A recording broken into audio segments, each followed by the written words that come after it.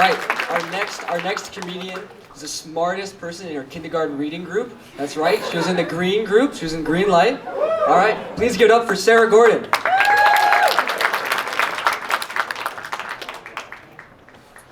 Hey. I'm excited to be the first female comedian performing tonight. Thank you.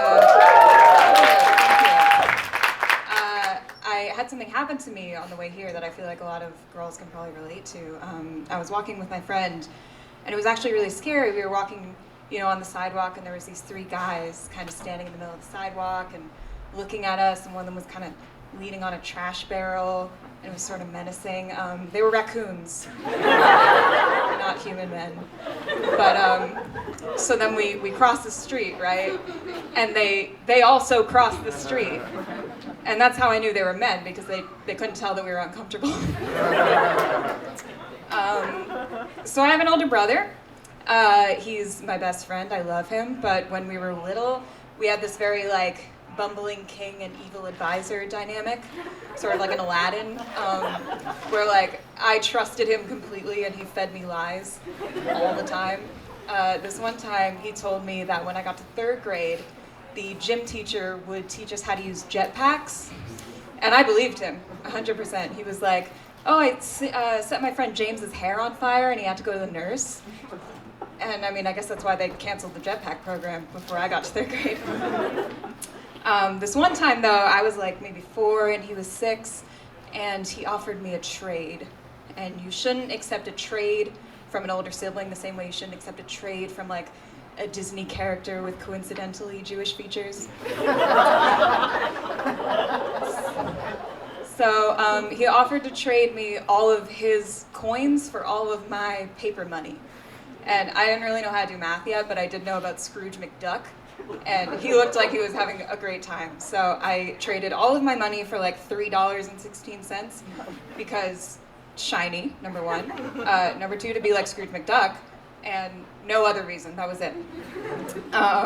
So he had more money than me for years because of this. But now he has a sociology degree, so I think it'll even out. I want to talk about local news. When you're watching the local news and they give you some really bad news that's not local and you don't need to know it at all, and it'll be we're so sorry to report that today in Ohio, the bones of a woman who disappeared from her own baby shower 3 years ago were discovered in the basement of a sadistic former circus clown and current underwear model. He will be in jail for 4 hours. And then immediately the other anchor is that's so sad, Chris. In other news, a local goat recently took a stroll around her neighborhood before being safely returned to the barn. And her name is Harriet. I think the pivot is really incredible, and it would break my brain if I was a local news anchor. I figured they must kind of tune it out, you're talking about aggravated assault, but you're thinking about today's Wordle.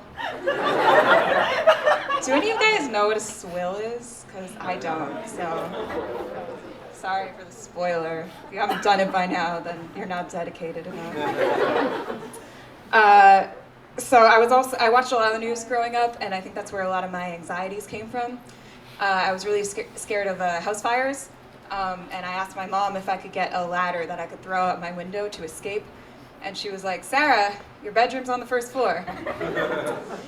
And I was also very afraid of kidnapping. I don't remember seeing a movie or anything about kidnapping, so I don't really know where this came from, but I assume the news. I had this very vivid image of how it was going to go down. First, a man was going to come into my bedroom and put me in a burlap sack. I've never seen burlap. I don't know what it looks or feels like, but I knew it was going to be burlap. And this was, of course, 50% more likely to happen if I had my foot hanging out of the blankets. That's still really scary. But then I was going to wake up in a white basement, and this guy and all his kidnapping buddies would come.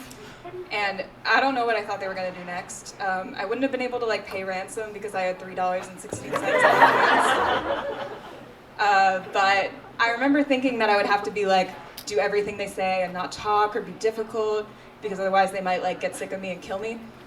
Which I think that kind of proves that I always had some sort of social anxiety, because my first thought upon being kidnapped is how do I get them to like me?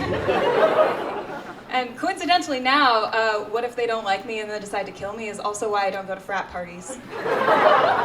That's my time. Thank you.